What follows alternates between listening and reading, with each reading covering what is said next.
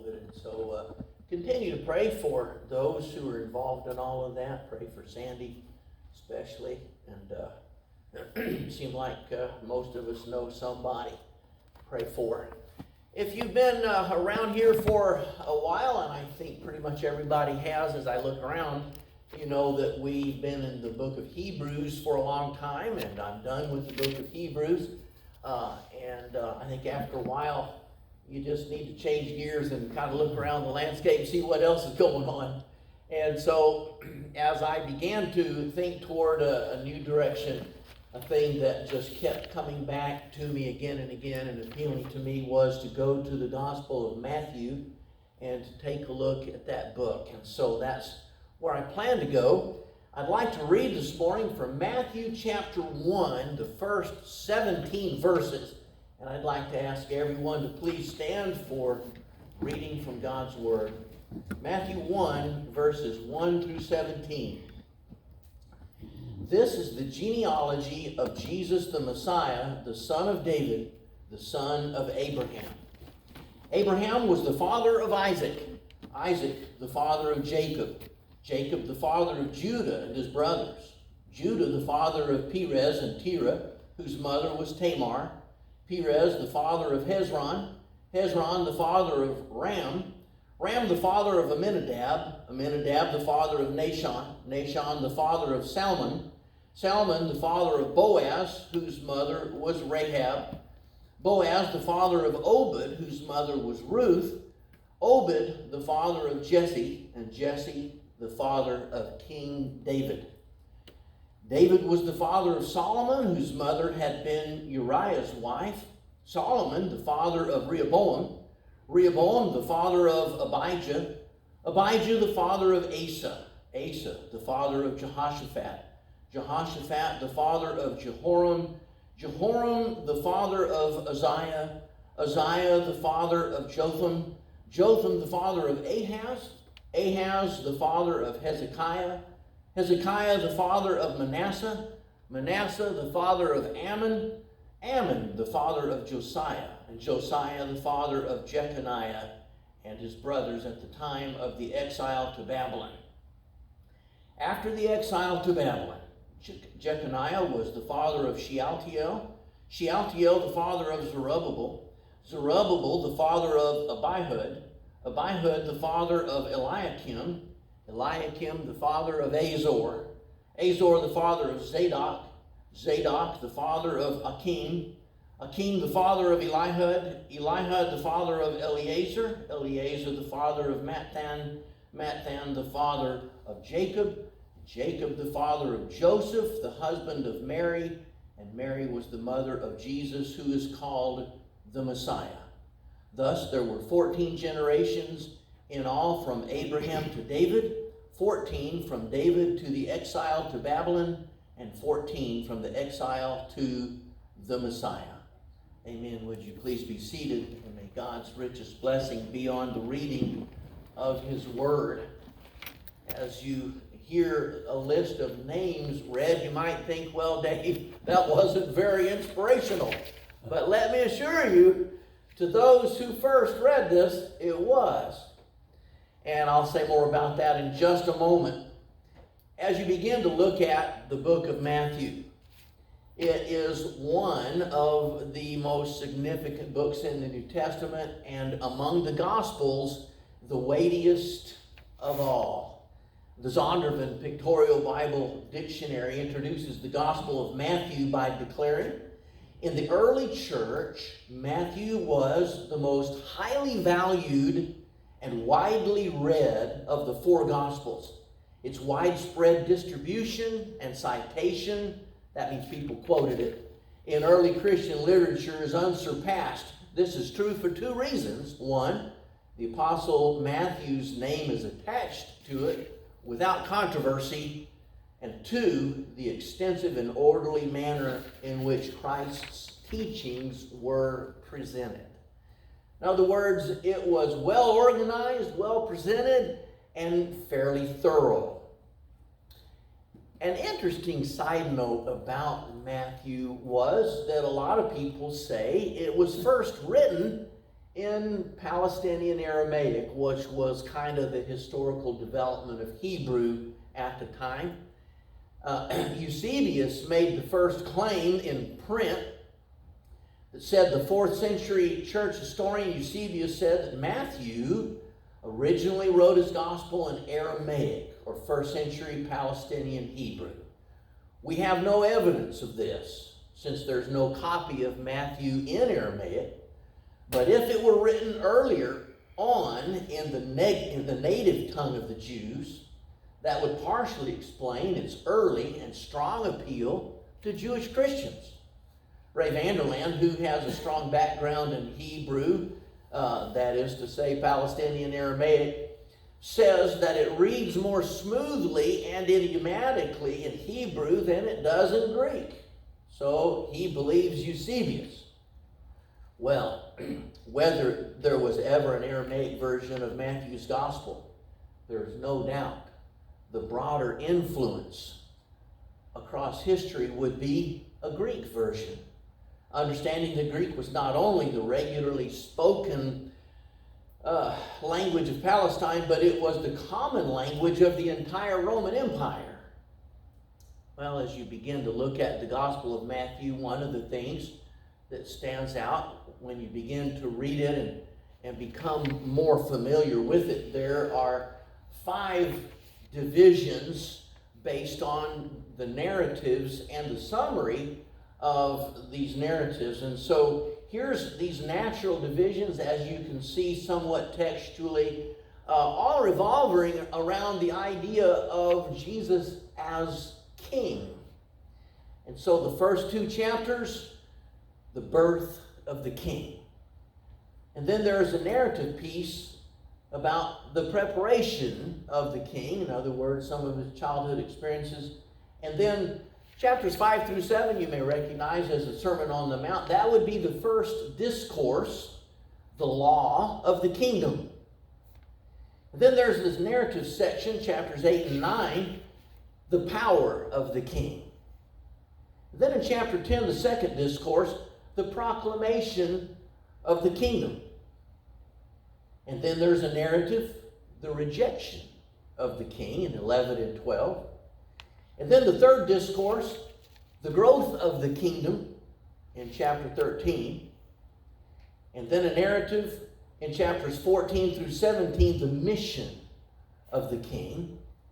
A fourth discourse follows called the fellowship of the kingdom. That's chapter 18. And then there is a narrative piece called The King Goes to Jerusalem. That's 19 through 23.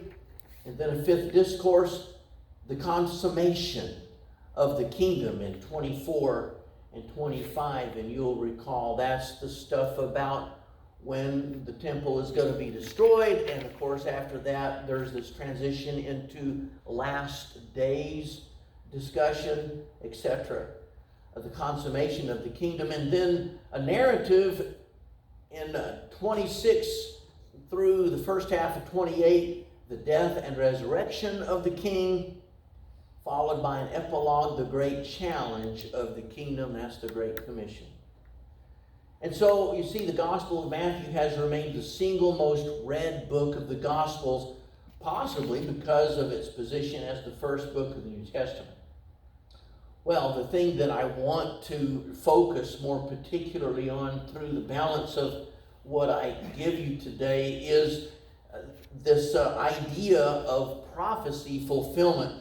Because you see, this would have meant a great deal to the Jews, the idea of the prophecy fulfillment. There is this seamless, flowing connection between the Jews' story up to now and the story of Jesus as he figures into it. And so you see there is this listing of the genealogy. Now, you see those weren't just names, but they were some of the greats, weren't they? The names of those people whose background goes back from Jesus. And so you've got the great kings, and you've got Abraham and Isaac and Jacob.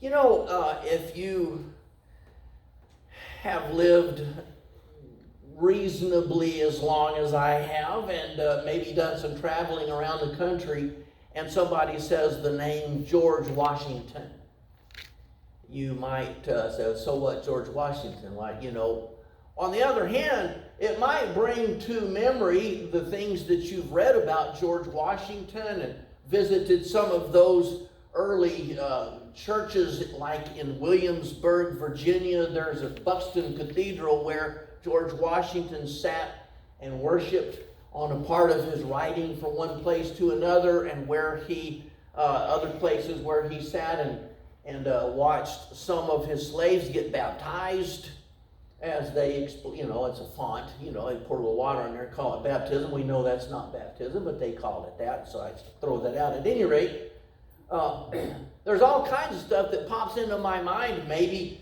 the foreman of the slaves writing George Washington saying, I've got a guy that refuses to work. What must I do? Washington wrote back and said, unfortunately, you need to beat him. And so, well, that's not the most lofty thought about George Washington, but in the days that he lived, what are you going to do if you're going to have slaves at all? You got one refusing to cooperate, and pretty soon you're going to have all of them refusing to cooperate. And I'm not saying that was the right answer. I'm just saying it made sense to George Washington. That all pops into my brain. Well, to a Jew, what would it mean to say Abraham, Isaac, and all of the contest between Isaac and Ishmael, and Jacob, and all of the contest between Esau and Jacob, and then the 12 sons, and all of the contest between the 12 sons versus, or the 11 sons versus Joseph, and the descent into Egypt, and so forth and so on. You see, these names are just packed with all of the history. And if you're talking about the Jewish people, you're talking about the essence of who they are, that ties right into the Messiah. And I think it's interesting, as you go back and look at this list, you get down to the bottom, it doesn't say Jesus. It doesn't say Emmanuel. What it says is the Messiah. The hopes and dreams of every Jew was focused on the reality of a Messiah. And when Matthew writes this genealogy, where it comes down to is the Messiah. And that is a powerful list.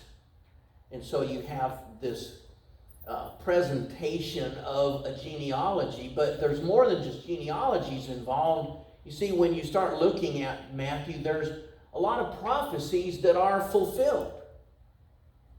And in taking a look at national history of the Jews, you see a lot of things that were back there in their past that seem to come out in the way of stuff that happened in Jesus' life. Like, they went down into Egypt, and after 400 years, they come out of Egypt. And if you read Hosea 11:1, there's this verse that says, out of Egypt have I called my son. That is Israel. The nation Israel, his son, the 12 tribes, and that's all summarized as his son. But the same verse is referenced as a prophecy fulfillment in the life of Jesus, who, after Herod died, comes out of Egypt and back. And so the national history of Israel is relived as we see Jesus' life playing itself out. The same thing is true in the discussion about the virgin birth. There is a verse back in Isaiah that talks about a virgin birth. And whatever else you might see going on in Isaiah, I promise you, if you read it, it is given in a context of stuff going on in their national history. And when you quote that, you're talking about King Ahaz, and you're talking about him refusing to follow. Ahaz was a good idolater, and he refused to listen to Isaiah, but there's some stuff going on. And here's this verse quoted once again, but this time it's in reference to the mother of Jesus, who was found to be with child, though she had been with no man. And all that that would have entailed, can you imagine being married? Who's going to believe you weren't with a man? Her own fiance is going to put her quietly away so as to not embarrass her until an angel shows up and says, no, don't put her away. What she's carrying is of the Holy Spirit. And so he doesn't put her away. And so you see, there's national history that plays itself out. There is this culmination of the identity of Messiah that plays itself out. And there is then a new perspective about God that comes to play in the story of Jesus. You see, their perspective was simply that obedience was very important. They spent hundreds of years ignoring that and not caring about that and figuring it really wouldn't matter very much, until finally their nation was destroyed, and for 70 years they were living in a foreign place, slaves to a foreign people, and not able to go back. Their temple was destroyed. Any allusion to their former greatness was absolutely gone. And like the ashes of the phoenix, God brings them home. They rebuild the temple. They rebuild the walls of Jerusalem in spite of an incredible amount of opposition from the local people as they appeal to the Persian government to stop this building by these rebels who will cause no end of trouble if you let them finish this wall, etc., etc. But the wall is rebuilt, the temple is rebuilt, etc.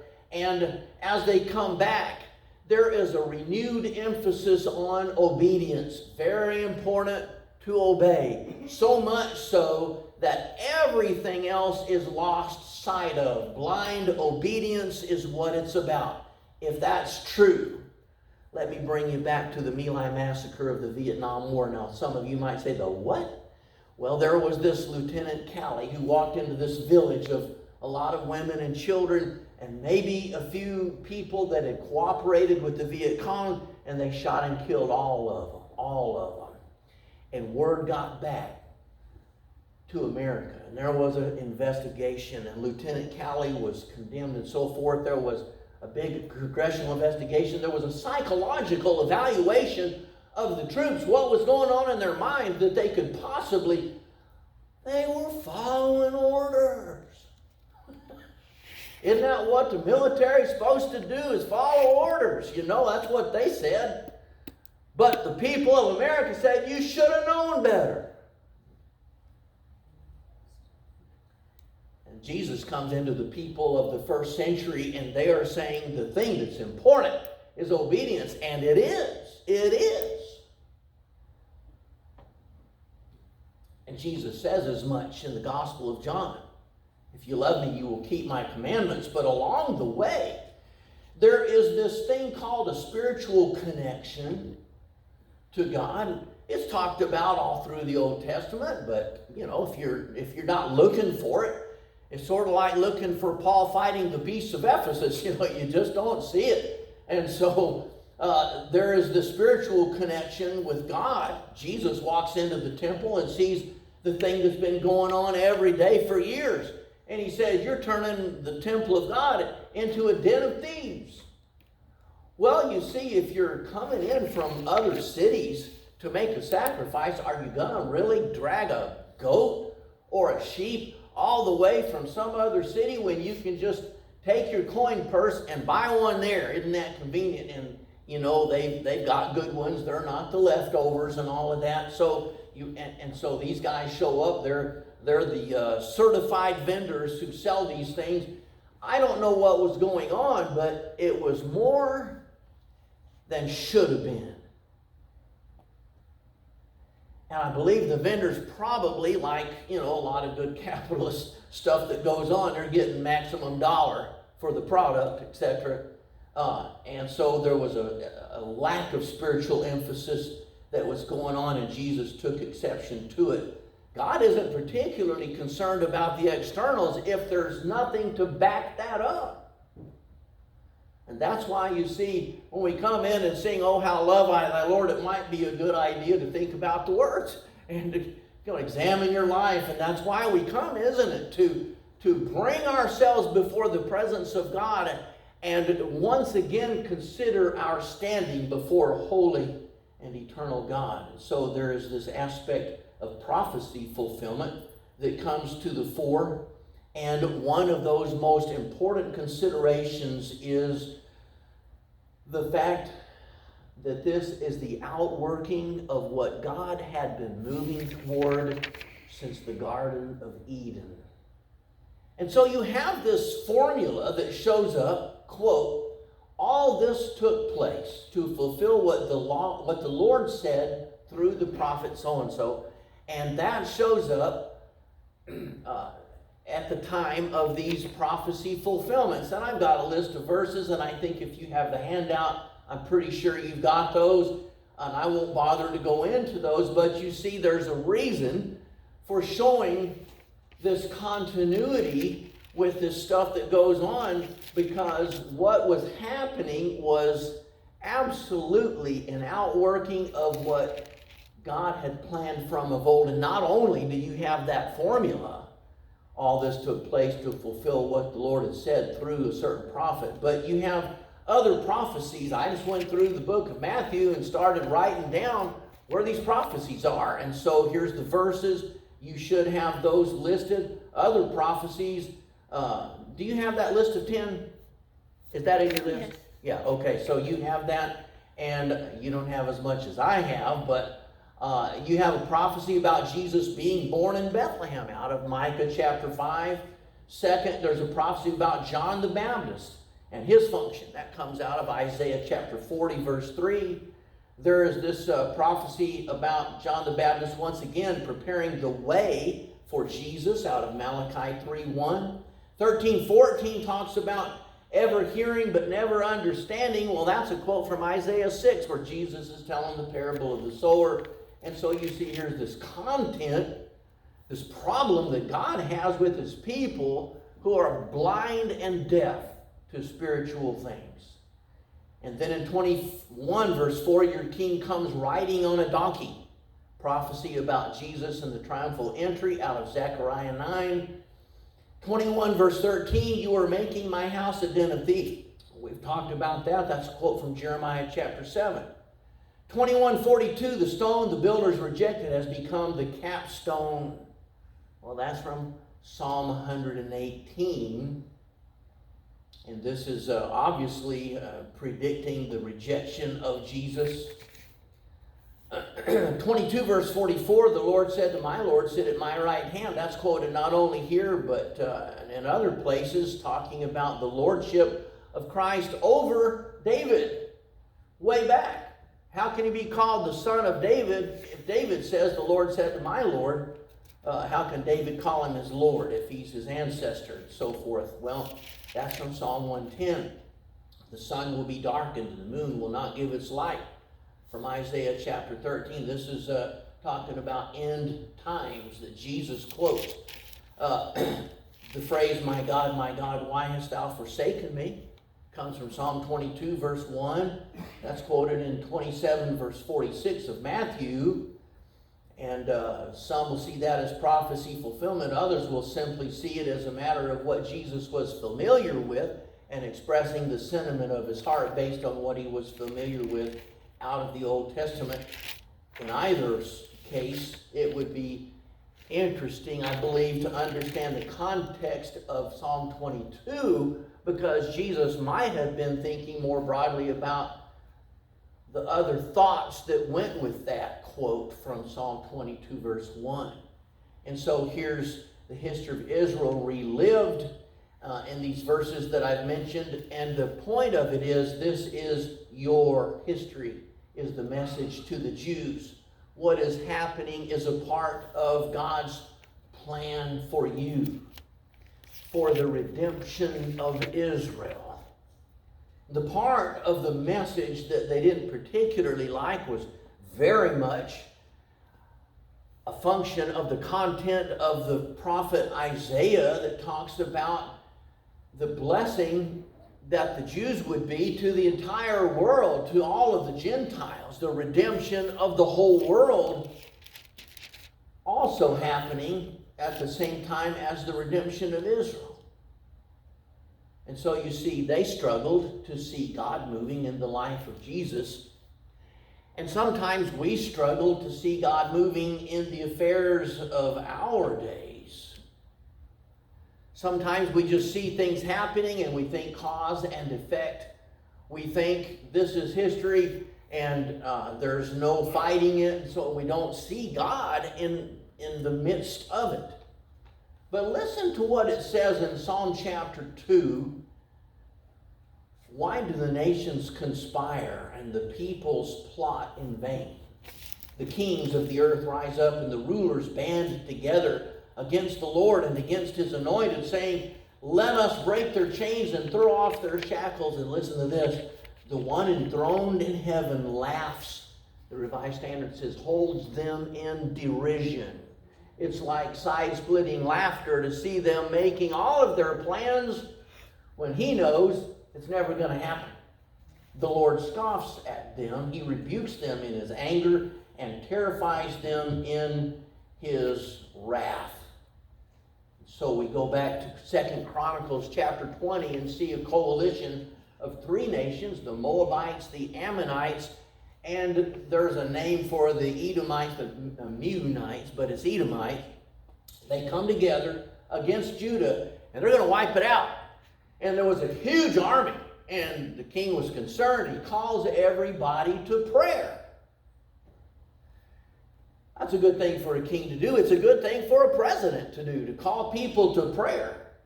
And so they go out there ready for battle, and they get to where these guys are supposed to be, and guess what? They're all dead. They got in a fight with each other and killed each other, forgot they were supposed to be fighting against Judah, and the enemy was dead. All they had to do was collect the spoils of war and go home. You see, God is in control, and God must surely laugh. And in our day, I accidentally bumped into a thing. Folks, you've probably heard the phrase, the Great Reset. And in the back of my mind, I kept thinking, surely this is some sort of crazy, overreaction to things. Surely a lot of stuff of what I'm hearing is not true. So when I went to the World Economic Forum website, and guess what? They're in black and white. Look it up for yourself if you want. Here's this talking about the Great Reset, and the idea of the panacea of a one world government, and not a population with exploding, not a problem with exploding population, so forth and so on. And I'm thinking, okay, I have to acknowledge somebody had a plan. Now, exactly how all of that plan worked forward to where we are today, I don't know, but somebody had a plan. And the next line I want to say is, guess what? That may not exactly be God's intent, that plan go forward. The coalition of three nations planned to wipe out Judah. It never happened. And I believe a lot of the things that are going on in our day, if we see with the eye of faith, hopefully this nation will be called back to a spiritual awareness of the role of God in life, the power of God in life, the ability of God to make true life while we are living. And we will come to the point where we see we kind of dodged a bullet here because of God, not because of anything that we might have done. And so as we see these things happening in our world, I believe there is a message from Matthew that not only presents a historic figure that was the culmination of everything God had planned throughout history up to that point in time, and throughout history up to this point in time, but there are these ongoing things that come and go in our day. Seen through the eye of faith, we will see a victory and a peace that is not able to be destroyed by anything. Amen.